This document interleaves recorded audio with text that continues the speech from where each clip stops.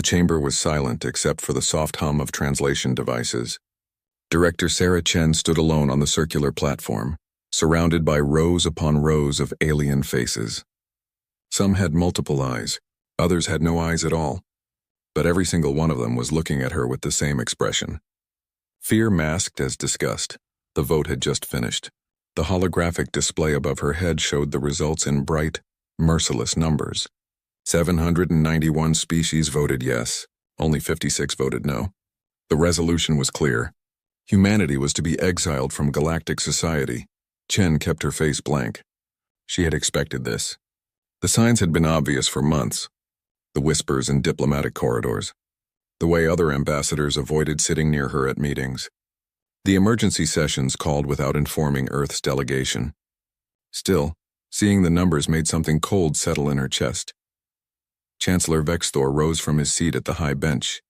The Arconian was tall and thin, with skin that shimmered like oil on water. His voice boomed through the chamber, amplified by technology that made sure every species could understand him perfectly. The Galactic Council has spoken, Vexthor announced. Humanity has been found guilty of crimes against civilized society. Excessive aggression, refusal to follow established protocols, unauthorized weapons development, and the incident at Proxima Station where 23 Calarian citizens lost their lives. Chen's jaw tightened at that last part. The Calarians had attacked first. Everyone knew it. But the Council had decided that humanity's response was too extreme. Apparently, when someone tried to kill you, you were supposed to file a complaint, not fight back. Humanity will have 10 standard years to withdraw all presence beyond the Sol system, Vexthor continued. All colonies must be evacuated. All stations must be abandoned. All ships must return to Earth. After 10 years, a quantum barrier will be erected around your system. You will be sealed inside. Permanently. A murmur ran through the chamber. Some species sounded satisfied. Others sounded nervous. The quantum barrier technology was ancient and powerful. Once activated, nothing could pass through it. No ships, no messages, no light. Sol system would become a black hole in the galaxy's memory. Any human vessel found outside the barrier after activation will be destroyed on sight, Vexthor said, his eyes, all three of them, fixed on Chen. Do you understand these terms, Director? Chen took a deep breath. She had prepared a speech, a passionate defense of humanity's actions, a plea for understanding, an appeal to the minority who had voted no. But standing there, looking at hundreds of species who had just voted to imprison her entire civilization, the words felt pointless. Instead, she said simply, "We understand." Vexthor blinked, clearly surprised by the lack of protest. "You accept these terms?" "We understand them," Chen repeated. She looked around the chamber slowly, making eye contact with as many representatives as she could. "You want us gone? Consider it done." She turned and walked toward the exit. Behind her, the chamber erupted in confused chatter. Several ambassadors called after her, demanding she acknowledge the formal terms, demanding she sign documents, demanding she show proper respect to the Council's judgment. Chen ignored them all. She walked through the massive doors and into the corridor beyond. Her security team fell in around her, their faces grim. None of them spoke until they reached the shuttle bay. "Ma'am," Captain Rodriguez said quietly. "What happens now?" Chen looked out at the stars through the bay's transparent dome. Somewhere out there, hidden in the dark between systems, humanity's backup plan was already in motion. They had known this day might come. They had prepared now, Chen said. Now we go home and get to work. The flight back to Earth took 3 days through conventional jump points. Chen spent most of it in her quarters, composing reports and messages. The Council would monitor everything she sent, of course. She was careful to sound defeated, resigned. She wrote about the logistics of evacuation, the difficulty of moving millions of colonists, the sadness of abandoning humanity's dreams of a galactic future. She did not write about the classified files hidden in her neural implant, the files that detailed a very different kind of future. When her ship finally approached Earth orbit, Chen felt something loosen in her chest. Home. Beautiful. Chaotic. Impossible Earth. The planet that every other species in the galaxy looked at with suspicion. Too much water, they said. Too much oxygen. Too many predators. What kind of species evolved in a place where almost everything wanted to eat you? The kind of species that learned to fight back, Chen thought. She went directly from the spaceport to the UN Emergency Council meeting. The room was packed with military commanders, scientists, and political leaders. Every face was tense. News of the Exile had reached Earth hours ago. There had been protests in major cities. Rage, fear, demands for war. Secretary General Okafor stood at the head of the table. He was an old man, but his eyes were sharp and angry. "Director Chen, give us your assessment." Chen activated the holographic display.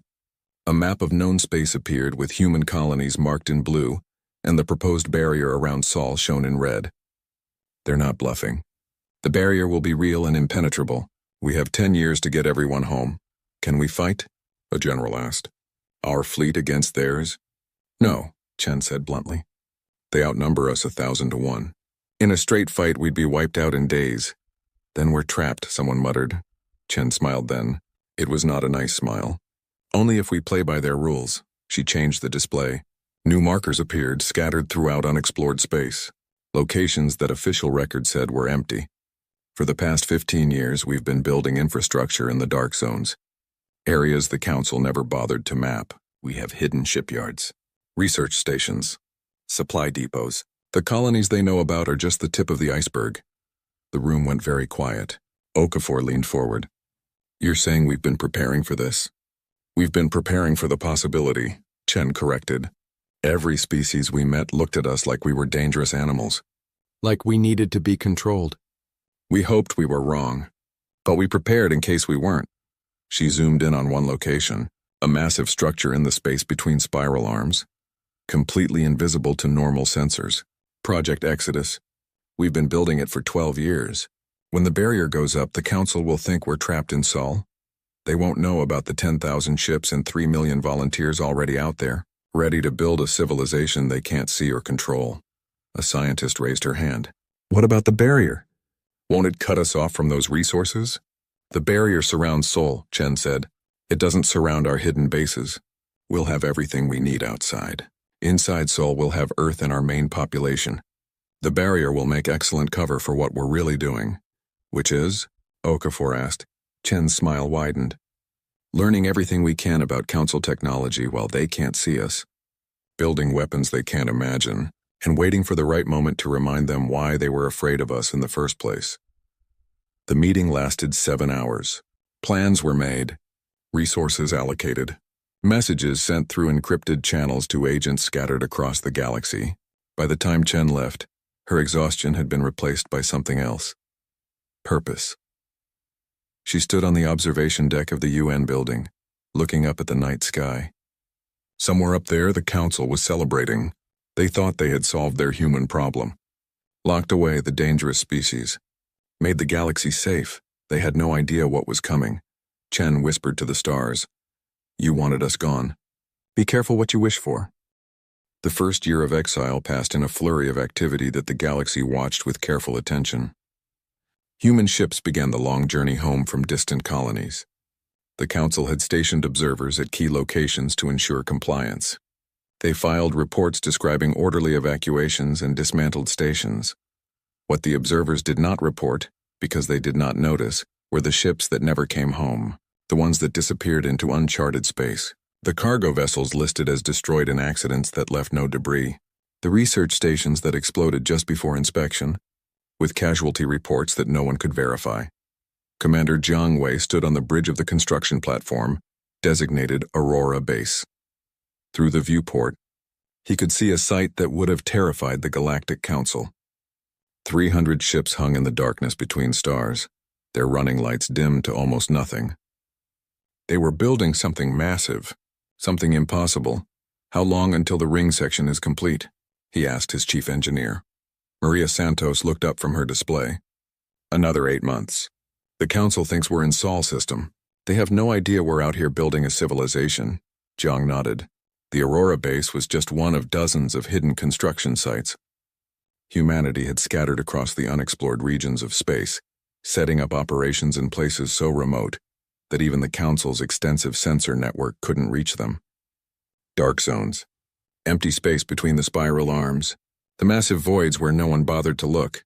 "Any word from the Sol projects?" Jiang asked. "Director Chen reports they're ahead of schedule. The research teams are making progress on reverse engineering Council technology. Apparently the barrier isn't as secure as the Council thinks. Jiang smiled at that. The quantum barrier was supposed to be impenetrable, ancient technology that no species fully understood anymore. But humans had a habit of taking things apart to see how they worked, even when they were told not to. On Earth, Dr. James Okonkwo stared at the equations floating in the holographic display. He had been studying the quantum barrier specifications for 9 months. The Council had published the technical details as a warning, a demonstration of the prison they were building for humanity. But Okonkwo had found something interesting. The barrier worked by creating a quantum field that prevented any matter or energy from crossing. It was a wall between dimensions, completely impassable from inside or outside, except it wasn't completely solid. It had to allow certain particles through, or the space inside would collapse. And if those particles could pass through, then theoretically information could pass through. Not physical objects, but data. It's not a wall, Okonkwo muttered to himself. It's a lens. His assistant looked up. What? The barrier? It doesn't just block, it refracts, like light through glass. Okonkwo's fingers flew across the controls, adjusting the simulation. If we modulate the field at the quantum level, we could use it to observe outside without being detected. The Council thinks they're locking us in a dark box, but we could turn that box into the most powerful observatory in the galaxy. The assistant's eyes widened. We could see everything? Everything. Every ship, every station, every communication. And they would never know we were watching. Okonkwo sat back, a grim smile on his face. The Council just gave us the ultimate spy network. They just don't know it yet. The 5th year of Exile saw the last public human presence withdraw from Council space. The barrier was scheduled to activate in 5 more years. The galaxy began to relax. Trade routes that had avoided human space started using the shortcuts again. Species that had been nervous about humanity's aggressive nature breathed easier. On the Calarian homeworld, Senator Krelzan gave a speech celebrating the successful exile. "We have removed a dangerous element from civilized society," he declared to cheering crowds. "The humans are gone. The galaxy is safe. 3 systems away, a human listening post recorded every word. The operators made notes in their files." The Calarians had been particularly vocal about humanity's exile. They had demanded it, pushed for it, lied about the Proxima Station incident to make it happen. Those notes would be important later. The 8th year brought the first test of Okonkwo's discovery. The quantum barrier had been partially activated around the outer edge of Sol system. Earth scientists had spent 3 years building the receivers and transmitters needed to exploit the barrier's properties. The equipment was delicate, experimental. If it failed, they would have wasted years of work. But if it succeeded, they would have eyes on the entire galaxy. The activation sequence began. Okonkwo watched from the control room, his heart pounding. Months of calculations and testing came down to this moment. The equipment hummed to life. Data began flowing across the displays, and suddenly they could see everything. Ships in the Andromeda trade lanes, council meetings on Vexthor Prime, private communications between ambassadors, military movements, research projects, personal messages. The barrier was refracting quantum data from across known space, and humanity's receivers were picking it all up. "My God," someone whispered. "It's like we're invisible spies." Okonkwo nodded slowly. The Council had meant to blind humanity, to cut them off from the galaxy. Instead, they had given humanity the most powerful intelligence network ever created. And the Council had no idea. "Start cataloging everything," Okonkwo ordered. "Ship movements, political discussions, trade routes. We need to know more about the galaxy than the Council knows about itself." The final year before full barrier activation was the quietest. Humanity seemed to accept their fate. The last few stragglers returned to Sol. The Council's observers reported no unusual activity. Everything appeared normal. Inside Sol, preparations reached their peak. The hidden bases outside the system sent encrypted updates. Their population had grown to over 4 million. They had completed 7 major stations and dozens of smaller outposts. Their fleet numbered 15,000 ships, all built with designs that improved on Council technology. And they had something else. Something the Council had never developed because they had never needed it. Faster than light drives that didn't use jump points. The Council's FTL technology relied on natural wormholes scattered throughout space. You jumped from point to point along established routes. It was safe, predictable, and completely traceable. Humanity's new drives created their own temporary wormholes. They could appear anywhere. Jump from any location to any other location. No routes, no predictable patterns. It made them invisible to the Council's tracking systems. On the day before barrier activation, Director Chen stood in the command center deep beneath Earth's surface. Around her, hundreds of technicians monitored displays showing both the Sol system and their hidden assets beyond. Everything was ready. Final status report, Chen ordered. The reports came in one by one. All bases operational. All ships fueled and ready. All personnel in position. The information network functioning perfectly. The new FTL drives tested and proven. Humanity was no longer a single civilization trapped in one system. They had become a scattered network of hidden communities, connected by technology the Council didn't know existed. They think they're sealing us in, Chen said quietly. They have no idea we've already escaped. The barrier activated at midnight Universal Time. The Council held a ceremony to mark the occasion. Speeches were made about safety and civilization, about the difficult but necessary decision to exile humanity, about the bright future ahead for the galaxy. On Earth, people watched through the barrier's lens as Chancellor Vexthor made his final statement.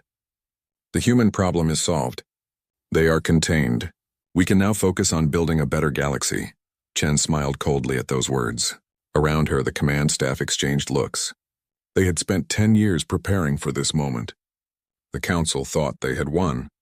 They thought humanity was trapped, defeated, removed from galactic affairs. They were wrong. Begin Phase 2, Chen ordered. Across the hidden human settlements, people received the same message. 10 years of preparation were complete. They had built a civilization in the dark. They had mastered technology the Council couldn't imagine. They had watched and learned everything about their enemies. Now came the hard part. Now came revenge, but not yet. First they would wait. Watch, learn even more. Let the Council grow comfortable in their victory. Let them forget that humanity was still out there. Still dangerous. Then when the time was right, they would remind the galaxy why they had been afraid in the first place. Chen looked at the displays showing Council space through the barrier. Ships moving along trade routes, stations operating normally. A galaxy that thought it was safe. You locked us out, she whispered. But you forgot to check if we were already outside before you closed the door. That's going to cost you. All of you. 50 years after the barrier-sealed Sol system, the galaxy had nearly forgotten about humanity. Oh, the older species still remembered.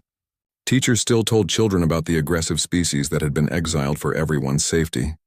But to most people, humans were ancient history, a problem solved long ago. The Galactic Council had grown comfortable. Trade flourished. Wars were rare and small. The Council's laws were followed without question. Chancellor Vexthor, now quite elderly, gave speeches about the golden age of peace that his decision had brought about. On the Calarian merchant ship Profitable Venture, Captain Zelkin was having a very normal day. His ship was hauling crystal processors from the manufacturing world of Telos 9 to the markets on Belarix. It was a standard route. Safe, boring, exactly the kind of trip that paid well and caused no problems. Approaching the jump point, his navigator announced. Coordinates locked. Jump in 30 seconds. Zelkin barely looked up from his inventory reports. He had made this jump hundreds of times. There was nothing to worry about in this part of space. Nothing dangerous. Nothing unusual. The ship shuddered as it entered the wormhole. For a moment, everything went white as they transitioned between normal space and the jump tunnel. Then they emerged on the other side. Except they didn't emerge at Belarix. Captain, the navigator said, her voice tight with confusion. These aren't the right coordinates. This isn't Belarix space. Zelkin looked up sharply. The viewport showed unfamiliar stars. The ship's sensors were showing readings that made no sense. They were in deep space, far from any known system, far from any help. What happened? Did we miss the exit? No, sir, we came out exactly where the exit should be. But it's like someone moved it. Or moved us. The navigator's hands trembled as she worked the controls. I'm trying to get our position now. Before she could finish, the ship's sensors screamed a warning. Something was approaching. Fast. But the sensors couldn't identify what it was. Unknown design. Unknown signature. Unknown everything. Shields up, Zelkan ordered. Send a distress signal to... The words died in his throat. The distress beacon wasn't working. Communication wasn't working. Everything was being jammed by something they couldn't even detect properly. The unknown ship came alongside them. It was sleek and dark with lines that seemed wrong somehow. Aggressive. Predatory. Nothing like Council designs. Then a voice came through the speakers, speaking perfect Galarian. Profitable venture. Power down your engines. Do not attempt to run. Do not attempt to fight. You will not be harmed if you comply. Who are you? Zelkan demanded. This is a civilian vessel operating under Council protection. There was a pause. Then the voice spoke again, and this time there was something cold in it. The Council's protection ends where the Council's eyes can't see. Power down now. Zelkan looked at his crew. They were terrified. He was terrified. But what choice did they have? The ship was faster than theirs. Their weapons were jammed. Their communications were dead. Do it, he said quietly. Power down. The profitable venture went dark except for life support. The unknown ship attached to their hull. Zelkan could hear the airlock cycling. Someone was boarding. He expected pirates. Maybe slavers. The galaxy had those even in the golden age of peace. He did not expect what walked through his door. The figure was wearing an advanced environment suit with a dark faceplate. But the size was all wrong. Too tall, too broad-shouldered. When it removed its helmet, Zelkan's blood went cold. It was human. The human smiled, but there was no warmth in it. Hello, Captain. It's been a while since our people talked, hasn't it? That's impossible, Zelkan whispered. You're extinct. The barrier. You're trapped. No, the human said. We're free, and you're going to deliver a message for us. Over the next 6 months, 12 ships disappeared in Council space. All of them from species that had voted for humanity's exile. The Calarians lost 4 vessels. The Arconians lost 3. The others were scattered among different species, but the pattern was clear to anyone paying attention. The Council tried to investigate but found nothing. No debris, no bodies, no clues. The ships simply vanished from one moment to the next. Sensor logs showed nothing unusual. One moment a ship was there, the next it was gone. Until the 13th ship. The Calarian freighter Silent Prophet reappeared at one of the busiest space stations in Council territory. It came out of nowhere, dropping out of FTL in a way that shouldn't be possible. The station's security teams immediately surrounded it, weapons ready, but the ship wasn't trying to escape. It just drifted there, quiet and dark. When the security teams boarded, they found the crew alive and unharmed, terrified but unharmed, and in the ship's cargo bay they found something else. A message. It was written in Old Galactic Standard, the language of the first Council meetings. Written so everyone could understand, carved into the metal of the bay wall with something that had melted through the plating like it was paper. You voted to exile us from your galaxy. We're building our own. Consider this your formal invitation to leave. The message was transmitted to every news outlet in Council space within hours. Panic spread like wildfire. Humans were back. Humans had escaped somehow. Humans were taking revenge. Chancellor Vexthor called an emergency session of the Council. The chamber that had once voted to exile humanity, now filled with frightened representatives demanding answers. How is this possible? Senator Krelzon shouted. He had been promoted since the exile, partly on the strength of his anti-human stance. Now he looked panicked. The barrier was supposed to be permanent. Unbreakable. The barrier is intact, Vexthor said, his voice heavy with age and worry. We've checked.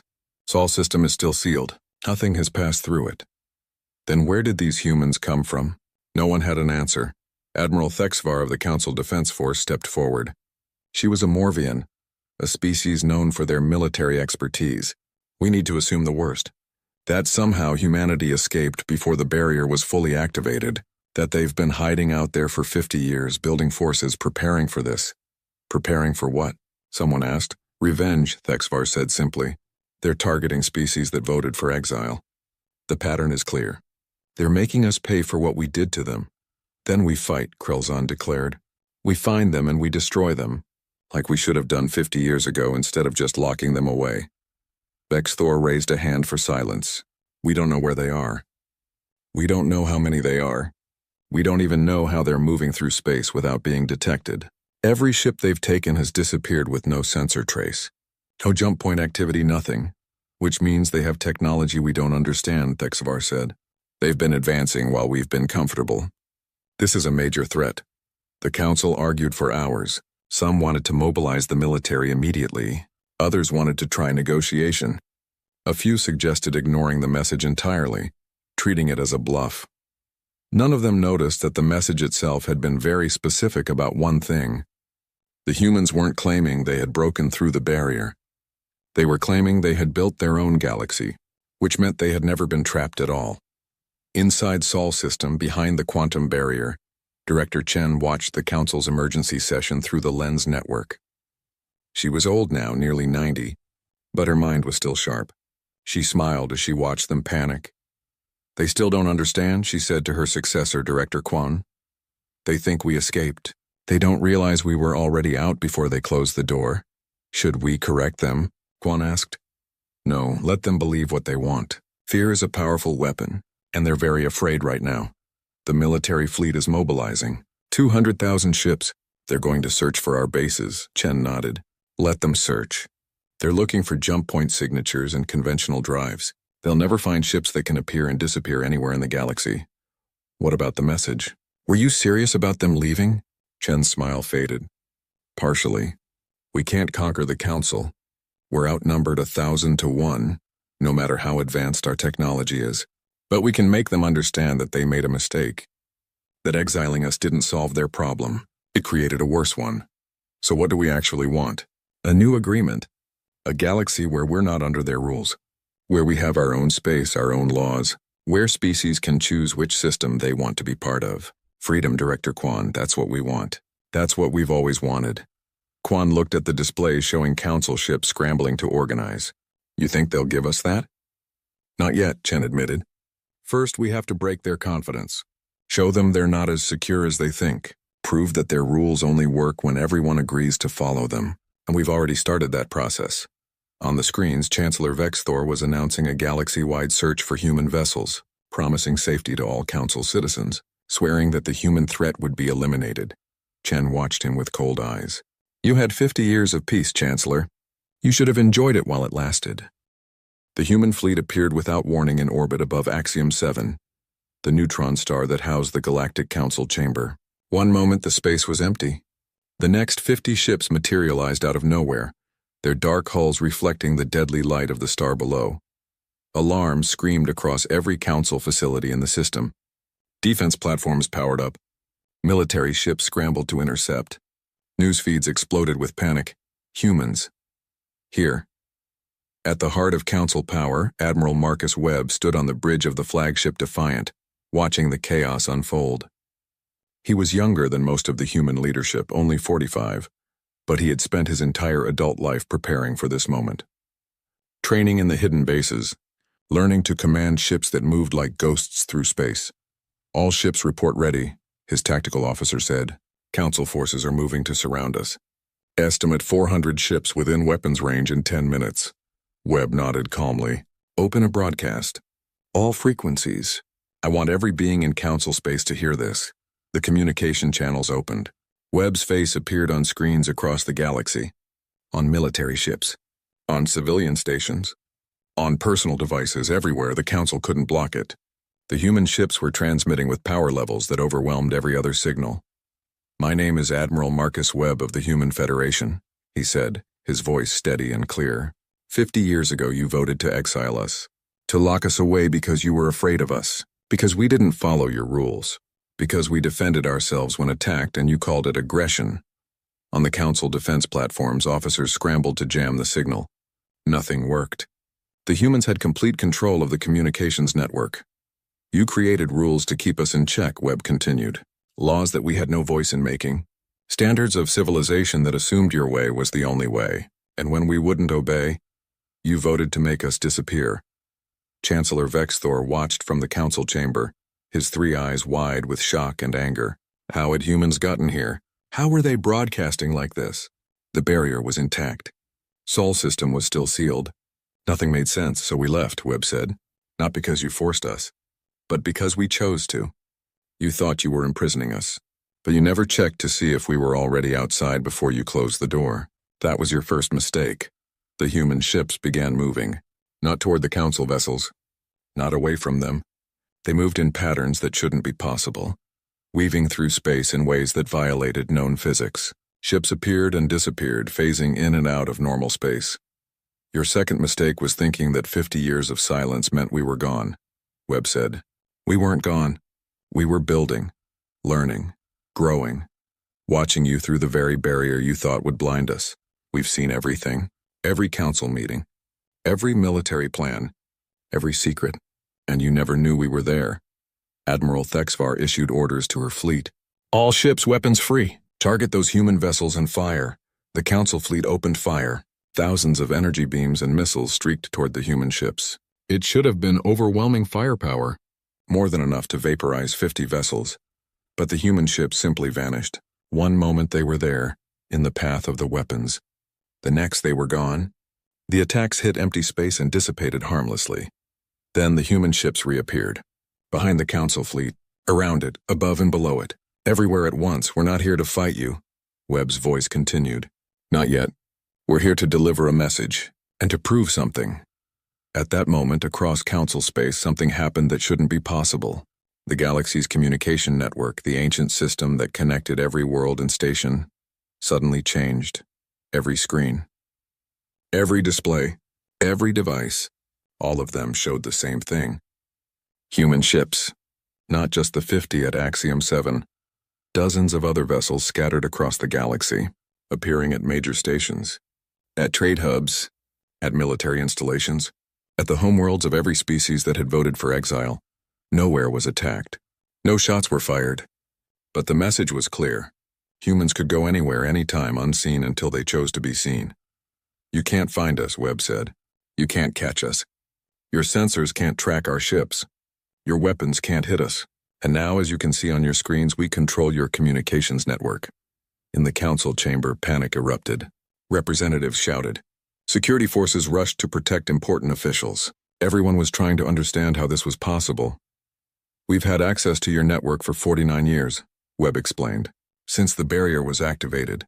We've been watching, learning, preparing, and now we're inside your most critical infrastructure. We could shut down your economy right now. Stop ships from navigating. Collapse your supply chains. Disable your military coordination, all of it. With a single command. Chancellor Vexthor found his voice. This is an act of war. Webb's expression didn't change. No, Chancellor. This is what happens when you exile a species that never learned how to quit. When you try to cage the people who built their entire civilization on refusing to be controlled. You locked us out of your galaxy, so we built our own, and now we're offering you a choice. He paused, letting the moment stretch. Every being in council space was watching, waiting, terrified. Join us in a galaxy without your rules, Webb said, or stay in the prison you built for yourselves. Because that's what your system is, isn't it? A prison, a place where everyone has to think the same, act the same, follow the same laws that a few powerful species decided on thousands of years ago. You're not free. You're just comfortable in your chains. You're insane, Vexthor said, though his voice was shaking. The council has maintained peace for millennia. Our system works. Your system works for you, Webb countered. For the old species. The powerful ones. But what about the young races? The ones who don't get a vote?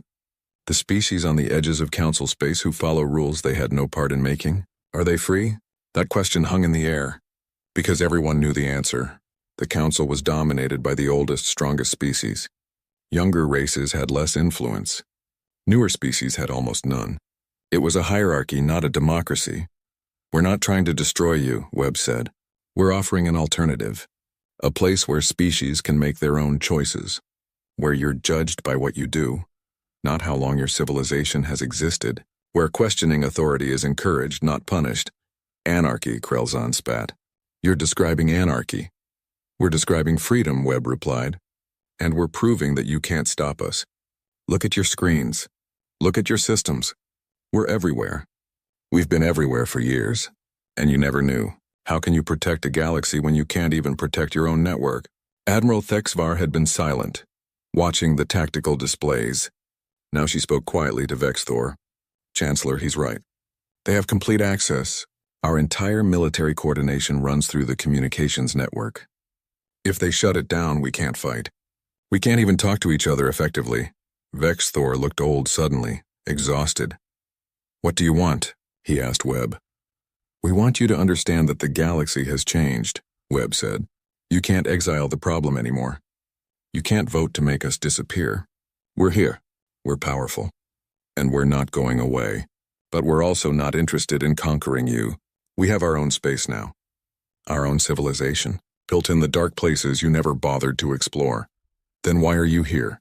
To give you a choice, and to make sure certain species understand there are consequences for their actions. Webb's expression hardened. The Calarians lied about Proxima Station.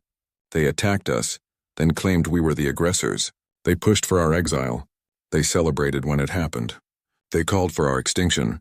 Senator Krelzon paled. On screens across the galaxy, Calarian officials started to look nervous. We're not going to genocide your people, Senator, Webb said. We're not going to destroy your worlds. But we are going to make sure everyone knows what you did. And we're going to make sure you understand that actions have consequences. The ships we've taken? All Calarian. All belonging to companies that profited from our exile. Consider those ships payment for 50 years of lies. You're pirates, Krelzon said weakly. We're justice, Webb replied. Something the Council forgot about when it became more interested in order than fairness. But that's changing now, because we're giving every species in this galaxy a choice. Stay with the Council and its rules, or come with us and be free. Some of you will choose safety. That's fine. But some of you will choose freedom. And those are the ones we want. Webb gestured and the human ships began to phase out of normal space. One by one, they vanished from sensors.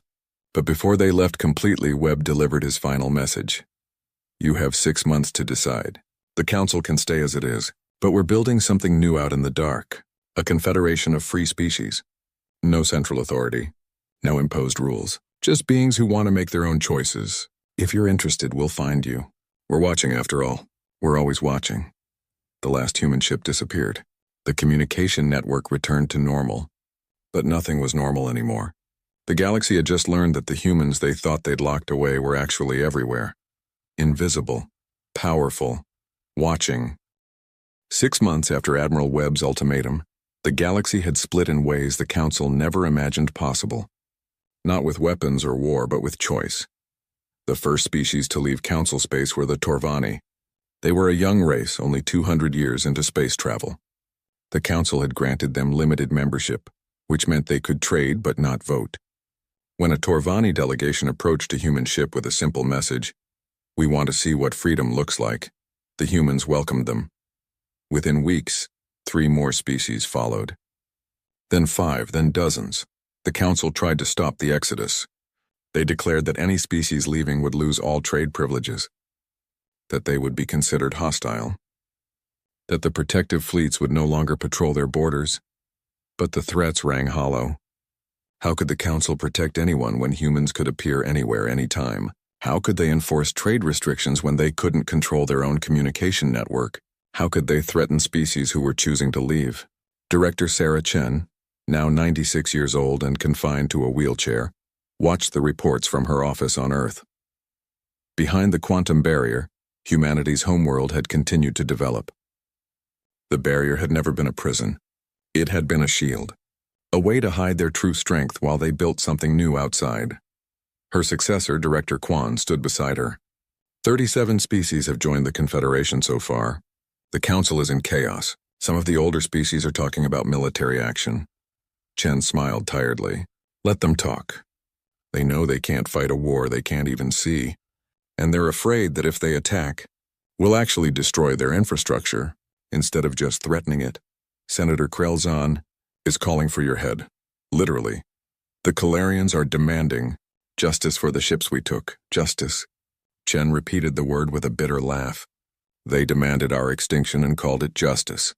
Now they want sympathy for losing some cargo ships. The irony is beautiful. A message alert chimed. Quan checked it and raised his eyebrows. Chancellor Vex Thor wants to negotiate. He's requesting a meeting. Neutral territory. Just him and a small delegation. Chen considered that. He waited 6 months. He's not here to surrender. He's here because the Council is fracturing and he wants to stop it before he loses everything.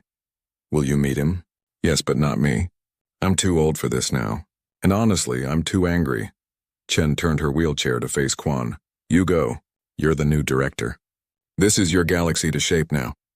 But take Admiral Webb with you. He's the face of our strength. And bring someone else too. Who? Bring Dr. Okonkwo, the man who figured out how to turn their cage into our window. Let Vexthor see the 3 generations that brought us to this point. Him, you, and Webb. The past, present, and future. The meeting took place on a small station in neutral space, far from any major system. It had been abandoned for years, which made it perfect. No one to spy. No one to interrupt. Chancellor Vexthor arrived with only 2 guards and an aide. He looked ancient now, over a century old even in Arconian years. His shimmer skin was faded, his movements slow. But his eyes were still sharp. Director Quan waited with Admiral Webb and Dr. Okonkwo, 3 humans against 4 aliens. But everyone in the room knew who held the real power now. Thank you for meeting me, Vexthor said. His voice was tired. I know you have little reason to trust the Council. Or me. You voted to erase us from existence, Quan said bluntly. You celebrated when the barrier went up.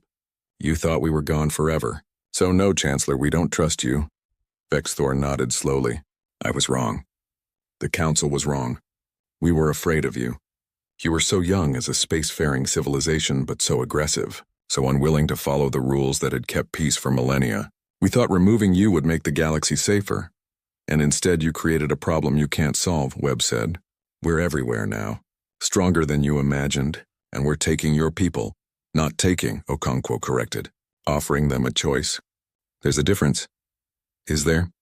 Vexthor asked. You've destabilized the entire council structure. Trade routes are disrupted. Species are leaving. The younger races are questioning everything.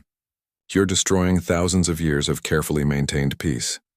We're destroying thousands of years of carefully maintained control, Quan replied. Your peace came at the cost of freedom. Species followed your rules because they had no choice. Because you were older, stronger, more established. That's not peace, Chancellor. That's submission.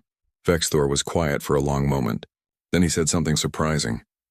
You're right. The 3 humans exchanged glances. Webb leaned forward. Say that again. You're right, Vexthor repeated. The Council has become exactly what you say. A system that maintains itself because it's always been there. Not because it's the best system. Not because it's fair. We tell younger species to wait their turn. To earn their voice. But we never really give it to them, do we? We just keep them waiting forever. Then why did you vote for our exile? Quan asked. Because you scared us, Vexthor admitted. Humans don't wait. You don't accept things just because they've always been that way. You question, you push. You break rules to see what happens. And you're terrifyingly good at it. Within 100 years of discovering FTL, you'd match technology that took other species thousands of years to develop. You reverse-engineered our systems faster than we could keep secrets. And when we tried to limit you, you ignored us. So you decided to get rid of us, Webb said, his voice cold. Yes. And it was a mistake. Not because we were wrong about what you'd do, but because we thought we could stop it. We thought locking you in Seoul would end the problem. Vexthor gestured at the 3 of them. But you didn't just survive. You thrived. You built a civilization we can't even see. You turned our cage into a surveillance system, and now you're offering half the galaxy an alternative to us. What do you want, Chancellor? Quan asked. Why are you really here? Vexthor took a deep breath. To propose something that will probably get me removed from office. A compromise, a new structure. He activated a holographic display. It showed the galaxy divided into 2 regions. The Council maintains authority over species that choose to remain. Full authority. Nothing changes for them. But we formally recognize your confederation. We grant you territory. The dark zones, the empty spaces between arms, anywhere you've already established presence. Species can choose which system they want. And both sides agree not to interfere with the other. A divided galaxy, Okonkwo said. A free galaxy, Vexthor corrected, where beings can choose how they want to live. Some will choose security and structure, others will choose freedom and risk. Both are valid, Webb shook his head. The Council will never accept that. Half of them still want to declare war on us. Which is why I need your help, Vexthor said. I can propose this structure. But I can't make the other Council members accept it. They need to understand they have no choice. That fighting you would be disastrous. that you've already won, and this is them accepting reality with dignity instead of being humiliated into submission. You want us to threaten them, Quan said.